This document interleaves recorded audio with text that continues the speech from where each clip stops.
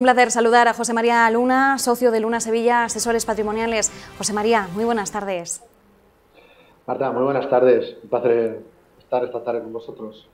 Bueno, José María, es cierto que hoy tenemos una jornada algo más tranquila y es cierto que la renta variable se está tomando cierto respiro, incluso en Estados Unidos, ¿no? Aunque la tecnología podríamos decir que sigue pujando y que la tendencia en la principal potencia económica del mundo y la principal bolsa pues sigue alcista. Pero bueno, por poner también un poco el foco y hacer algo de reflexión, José María, ¿cómo estás viendo ahora mismo el contexto actual de mercado? Bueno, el jueves, por cierto, tenemos esa reunión del Banco Central Europeo, después ya te voy a preguntar por ella, pero bueno, por situar un poquito las bases, ¿en qué contexto nos encontramos en estos momentos? Pues si tuviera que reducirlo a una sola palabra, diría volatilidad. Volatilidad porque estamos teniendo jornadas, sesiones, sobre todo en la parte de Estados Unidos, en las cuales vemos un comportamiento de unas fuertes subidas y según van pasando las horas se va desinflando. Otros días terminamos muy negativos. Hoy toca fiesta, entonces el mercado está subiendo con mucha alegría. Hay obviamente cierre de cortos. Había muchas posiciones cortas precisamente sobre el Nasdaq, sobre el índice de tecnología. Y todo esto lo que está trayendo es un mercado, desde nuestro muy humilde punto de vista, algo estresado y que provoca en el ánimo de muchos inversores cierta ansiedad. Ansiedad en cuanto a qué estilo de gestión me posiciono. Estoy más centrado, sigo centrado en tecnología o, en cambio, tengo que estar más pensando en el sector financiero, el sector industriales, el sector energético, por dónde van los tiros, ¿no? Y mientras tanto, ¿qué es lo que tenemos? Pues, por el lado positivo, una reapertura de la actividad económica a nivel mundial, evidentemente mucho más importante en la parte norteamericana. En el caso de Europa vamos un poquito con el pie o con el paso más lento. En Asia no cabe duda que también van de forma más acelerada, sobre todo en el caso de China o en el caso de la India. Y por otro lado, la gran preocupación, que son la subida de tipos de interés. No tanto la subida en sí, que es una cierta normalización. Venimos de unos tipos de interés pues sometidos como el confinamiento, pues algo por decreto, algo auspiciado por los bancos centrales que se estaban manteniendo muy bajos y pues lo único que está ocurriendo es que precisamente la reapertura de la actividad económica lo que trae es una subida, un repunte de los tipos de interés. El problema no es la subida, el problema es la velocidad con lo que lo ha hecho, la aceleración de la misma, ¿no? Eso es lo que ha generado miedos, preocupaciones en cuanto hasta dónde puede haber una inflación, hasta dónde se puede calentar la recuperación de la actividad económica y hasta dónde van a estar precisamente los bancos centrales en su capacidad de controlar todos los tramos de la curva de tipo de interés y si van a seguir estando ahí o no van a estar estando ahí. Y además, sobre todo algo muy importante, cómo eso va a impactar en el resultado de las compañías. Hay empresas que se benefician de un entorno de reapertura de la actividad económica y que no les afecta mucho la subida o no les afecta tanto la subida de tipo de interés, incluso algunas que se benefician, en cambio otras compañías, sobre todo las más endeudadas, aquellas que están más caras, que evidentemente pues más sufren. Con lo cual, contexto de volatilidad y en un entorno en el cual esa ansiedad que se vive en los mercados, con días de jornadas negativas y positivas, sobre todo la parte americana, y también en China, la parte de tecnología, se está trasladando al inversor y que, pues al final preguntan, ¿qué hago con mis ahorros? ¿Me quedo quieto? ¿Voy más al value? ¿Me quedo en el growth? Yo creo que es lo que podemos un poco hacer, un poco resumen de lo que ocurre y cómo lo están viviendo muchos inversores. José María, decías volatilidad, ¿no? Una de las palabras. También quizás otra sería confianza, ¿no? Estamos viendo quizás que el mercado está confiando y mucho, o ya lo está descontando, que de cara a la segunda mitad de este año 2021 pues avancemos hacia una recuperación económica, una recuperación de la crisis sanitaria y vamos a estar muy pendientes, pues como decíamos, ¿no? Del Banco Central Europeo, de si este jueves Christine Lagarde de alguna forma puede dar alguna pista sobre si también nuestro Banco Central pues se mantiene confiado que todo va a ser así o si de alguna forma en sus previsiones puede dar un mensaje pues algo más de cautela, más precavido, más de prestar atención a los posibles riesgos. José María, ¿hacia dónde crees que se va a decantar más la balanza cuando conozcamos el mensaje de Christine Lagarde? Vamos a ver, los bancos centrales no van a actuar de una manera inconsciente para descarrilar o hacer que la recuperación de la actividad económica y la recuperación de la economía mundial descarrile. ¿Y eso qué significa? Pues que yo creo que han aprendido de errores pasados, sobre todo tanto el Banco Central Europeo como la Reserva Federal Norteamericana, de precipitarse en quitar las muletas antes de tiempo. Y hay una doble muleta ahora mismo en todo lo que es, no solo a nivel económico, de la economía real, sino sobre todo en la parte de la economía financiera. Una de ellas es si dejaran de comprar activos de deuda. Eso, evidentemente, dependiendo del tramo que dejaran de comprar, podría suponer repuntes en los tipos de interés, además más fuertes de los que hemos visto, sobre todo si son los del medio largo plazo, y en segundo lugar, que subieran los tipos de interés, los de referencia, ¿no? Lo hemos visto, lo vivimos en el 2018 y las consecuencias fueron un 2018, un último trimestre, pues aquello que fue, la verdad, que dantesco para el bolsillo de muchos inversores, ¿no? Como la Reserva Federal Norteamericana pues quitaba esa muleta y empezaba a subir tipos de interés. Con lo cual, yo creo que ese error ya lo tienen muy aprendido. Y yo creo que las palabras que podemos esperar de Christine Lagarde y la actuación del Banco Central Europeo es que van a seguir estando ahí.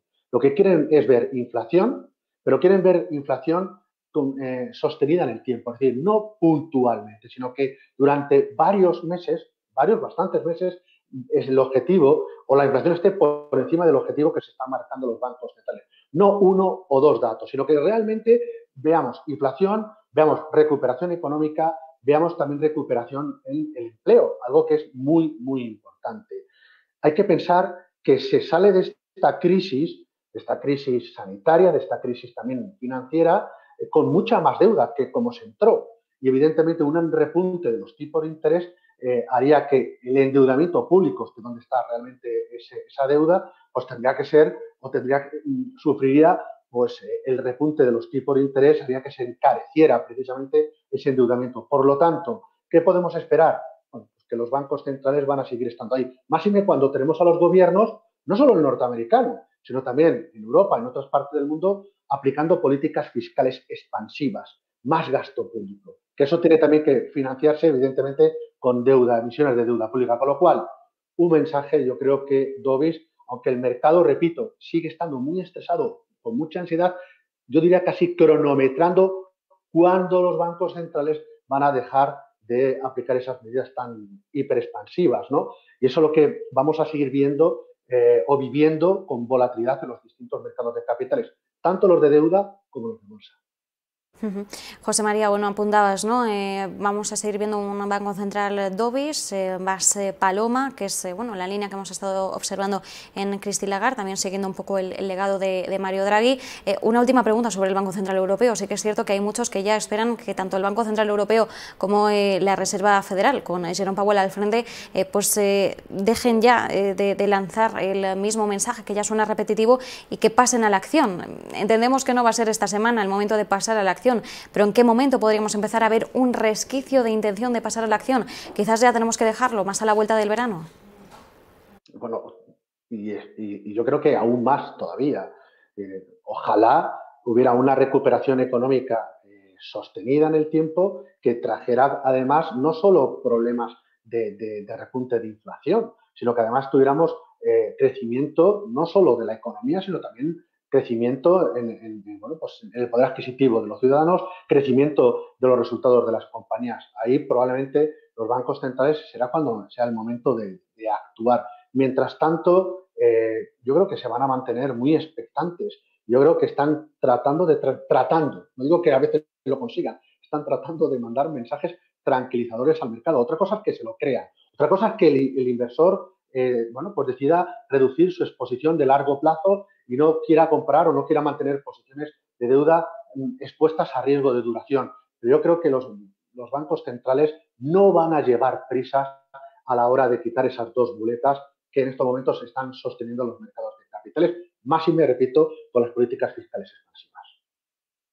José María, bueno, ya que estamos en la Semana de la Mujer, aunque bueno, realmente Día de la Mujer, Semana de la Mujer, esto ya debería estar totalmente normalizado y ser, bueno, una conciencia del día a día, pero sí que es cierto que, bueno, aprovechando el 8M, que fue este lunes, nos gustaría acercarnos un poquito respecto a una mirada de inversión, por así decirlo, en algunas oportunidades que, bueno, pues se están centrando en esa igualdad de género. Supongo que es algo que tienen muy en cuenta en general todos aquellos fondos bueno, de inversión socialmente responsable, porque al final hablamos de dos de las principales letras de la ESG, por un lado la S de social, por otro lado la G también de gobernanza, ¿no? Al final en una empresa el tener en cuenta pues la diversidad de género, bueno, y otro tipo de diversidades, pues requiere también o nos da pistas de que la gobernanza de esa empresa pues va encauzada un poco a las líneas de futuro, de respeto y de variedad en todos los sentidos. José María, ¿qué tipo de fondos podríamos incorporar a nuestra cartera de inversión que tengan en cuenta precisamente este criterio de igualdad de género? Bueno, claramente yo creo que invertir en igualdad, no solo de género, sino de ser humano, invertir en la vida, sin duda alguna, tiene un premio. Y lo estamos viendo el apoyo que está recibiendo por parte de las instituciones públicas, de gobiernos, de entidades supranacionales, pero también por parte de la demanda de los propios inversores, ¿no? Y es muy importante la labor que hacen los fondos de inversión, ya sean en gestión pasiva, por ejemplo, tenéis el caso de un producto, de un ETF de la casa UBS, pero también la gestión activa, en este caso fondos o casas como puede ser Robeco Sam, a través de su Global Gender Equality Equity, que es otra opción. El activismo accionarial es muy importante, es decir, la labor que hacen los propios fondos de inversión, los inversores institucionales, precisamente moviendo a la gobernanza, a esa G que bien señalas, para que precisamente se lleve a cabo una igualdad de género en todos los sentidos. Sobre todo que haya bueno, pues, mejor trato a, bueno, pues a los trabajadores, un impacto positivo en los mismos y evidentemente también a nivel directivo, ¿no? La gobernanza. Yo creo que es algo que el mundo, en la era COVID, es lo que también está trayendo por traer algo positivo, ¿no? Como esas palancas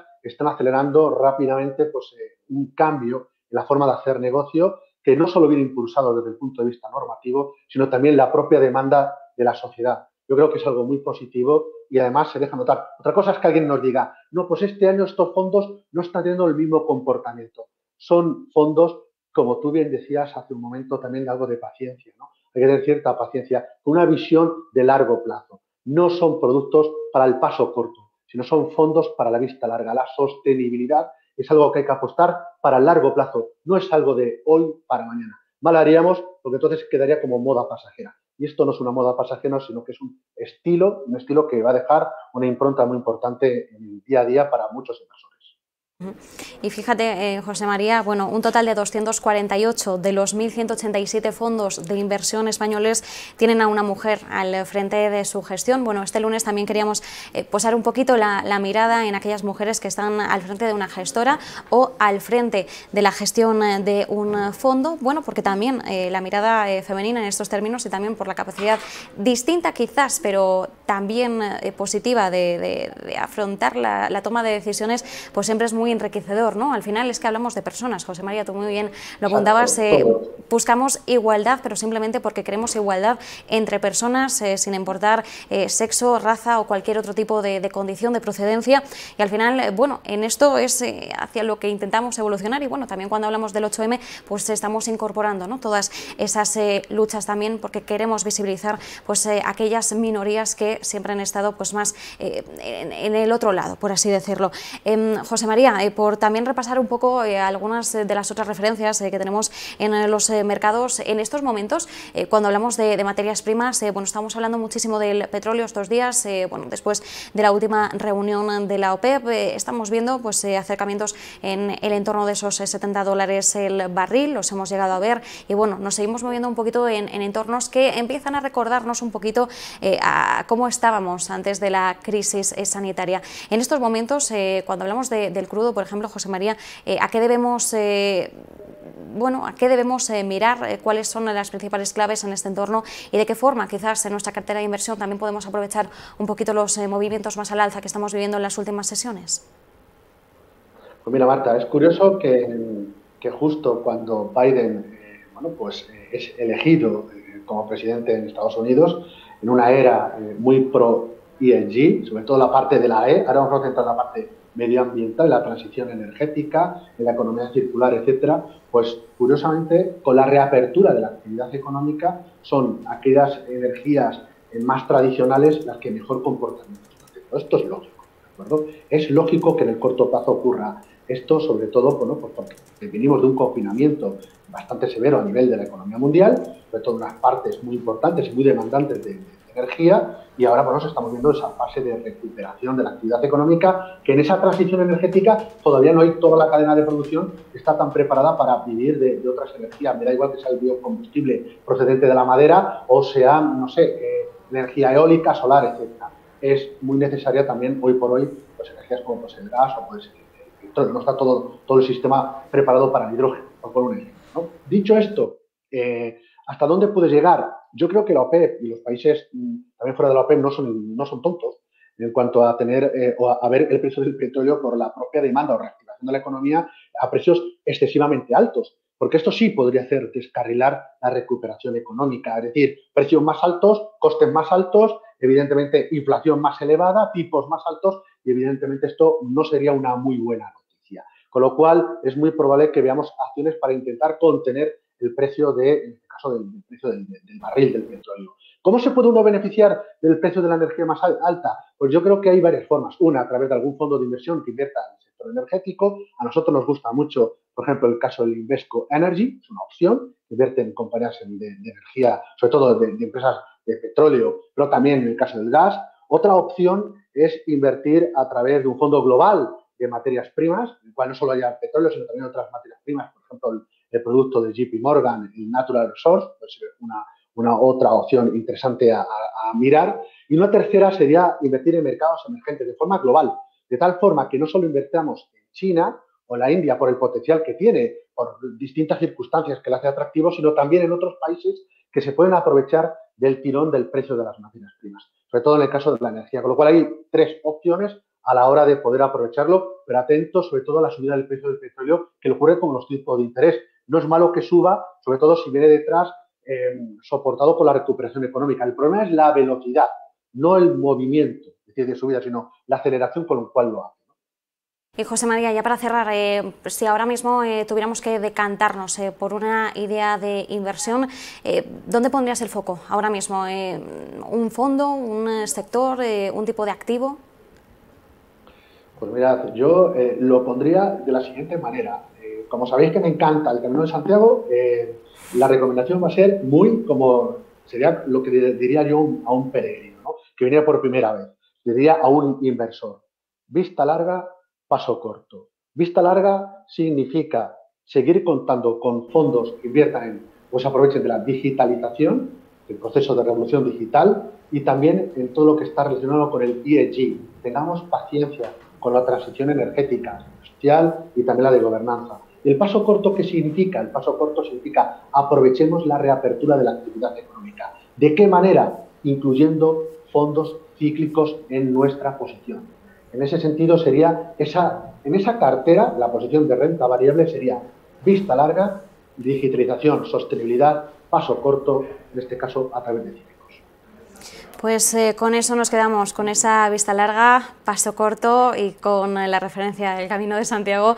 José María Luna, muchísimas gracias por acompañarnos, socio de Luna Sevilla, asesores patrimoniales. Un fuerte abrazo. Un fuerte abrazo, cuidaros mucho, buen negocio.